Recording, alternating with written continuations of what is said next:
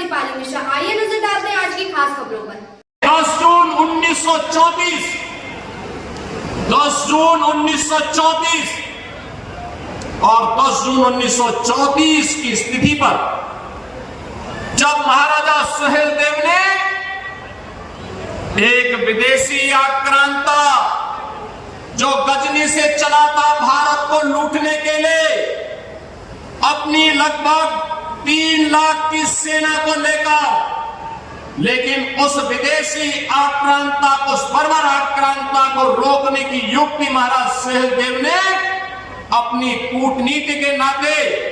उन्होंने बड़ी प्रखरता के साथ मथुरा से लेकर के बहराइच तक पग पग पर उसके लिए इतनी बाधाएं खड़ी की कि यहां पहुंचते पहुंचते उस दुर्दांत आक्रांता की आधी सेना समाप्त हो चुकी थी। और जब इस चित्तौड़ा नामक स्थान पर महाराज सुहेलदेव के सामने पड़ा तो महाराज सुहेलदेव के साथ कुल 20 से 25 हजार योद्धा थे। 1.5 लाख योद्धा सालार मसूद के साथ पास थे, लेकिन 20 से 25 हजार इन वीर पांखरों ने उन विदेशी गाजर और मूली की तरह ऐसा काटा कि उसके बाद वो दुष्ट सालार मसूद यहां जिंदा पकड़ लिया गया और उसको सजा भी ऐसी हुई कि जो इस्लाम के अनुसार जहन्नुम में जाने की गारंटी देता है। बहनों भाइयों,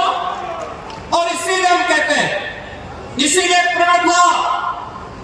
प्रधानमंत्री मोदी जी का एक इस बारे में आदेश था कि राष्ट्र नायकों का सम्मान होना चाहिए, और इसीलिए उस प्रण और उस भाव को व्यक्त करने के लिए मन में एक इच्छा थी। महाराजा सुहेलदेव को जो सम्मान मिलना चाहिए था, इतिहास ने भले ही उनके साथ नाइंसाफी की है, लेकिन गवर्निंग जन की सरकार उनके साथ नाइंसाफी नहीं होने देगी, क्योंकि हमारे सामने प्रेरणा पुरुष के रूप में ऐसा महापुरुष सौर पराक्रम का प्रतीक होना ही चाहिए जो महाराज सुहेलदेव के रूप में आज हमारे सामने है। और आज उनका भव्य स्मारक हदवासियों को जिन्होंने महाराज सुहेलदेव के साथ इस पराक्रम में युद्ध लिया था, भाग लेकर के भारत को विधर्मियों के आक्रमण से बचाया था, भारत धर्म और संस्कृति को बचाने का काम किया था, धरा को भी